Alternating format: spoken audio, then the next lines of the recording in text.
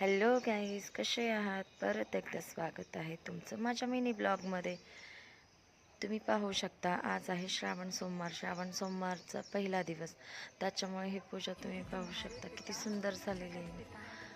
खूपच सुंदर पूजा झालेली आहे. ही पायलनं केलेली आहे आणि पायल बोलली की आज सोमवारची सगळी पूजा मी करणार आहे. तर त्याच्यामुळे आम्ही म्हटलं की ठीक आहे तू कर. म्हणून मी म्हटलं ठीक आहे, सकाळी सूर्यनारायण निघालेला आहे तर जाऊन तू त्याची पण पूजा कर म्हणून सांगितले. तर तिने हो बोलली. मग तिने आली बाहेर.